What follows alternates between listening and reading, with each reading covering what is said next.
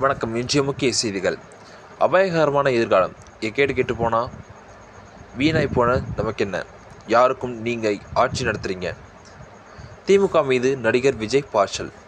சென்னையில் இருந்து திருத்தணி வந்த ரயிலில் கஞ்சா போதையில் இருந்த சில சிறுவர்கள் வடமாநில வாலிபர் ஒருவரை அறிவாளால் வெட்டி 20க்கும் மேற்பட்ட முறை வெட்டியதோடு அதனை ரீல்ஸில் வீடியோவாக எடுத்து பதிவு செய்து சமூக வலைதளத்தில் வெளியிட்டது பெரும் பரபரப்பை ஏற்படுத்தியது. இதனைத் தொடர்ந்து அந்த சிறுவர்கள் அனைவருக்குமே 17 வயதுதான் என்பது கூடுதல் அதிர்ச்சி ஏற்படுத்தியது.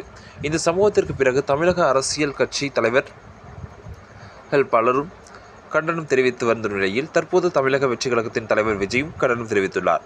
இது தொடர்பாக அவர் வெளியிட்டுள்ள அறிக்கையில், சென்னையில் இருந்து திருத்தணி சென்ற ரயிலில் இளைஞர்கள் சிலர் மற்றொரு இளைஞர்களை கொடூரமாக தாக்கிய சம்பவம் தமிழகம் எத்தகைய அபாயகரமான எதிர்காலத்தை நோக்கி பயணிக்கிறது என்ற அச்சத்தையும் அதிர்வலைகளையும் மக்களிடையே ஏற்படுத்தியுள்ளது.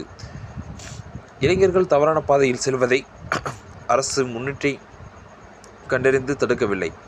இளைஞர்கள் எக்கேடு வீணாய் போனால் நமக்கென்ன என்று ஆளும் அரசின் அலட்சியத்தை பொறுப்பின்மையும் இந்த சம்பவம் எடுத்துக்காட்டுகிறது என்றும், சட்டம் ஒழுங்கு சீர்கெட்டு போதைப் பொருட்களால் இளைஞர்களின் எதிர்காலம் சீர்நிந்து வருகிறது. தமிழகத்தில் இளைஞர்களை நல்வழி பாதையில் கொண்டு செல்லும் திட்டங்கள் இல்லை. இளைஞர்கள் நல்ல முறையில் கல்வி கற்க எண்ணற்ற சூழல் இல்லை. தகுதிக்கு ஏற்ற வேலைவாய்ப்புகள் இல்லை. புத்தகம் இல்லை. புதிய முயற்சிகளுக்கு ஊக்கமில்லை. இவை எவற்றையும் ஏற்படுத்தி கொடுக்காமல் யாருக்காக இந்த ஆட்சியை நடத்துகிறீர்கள்?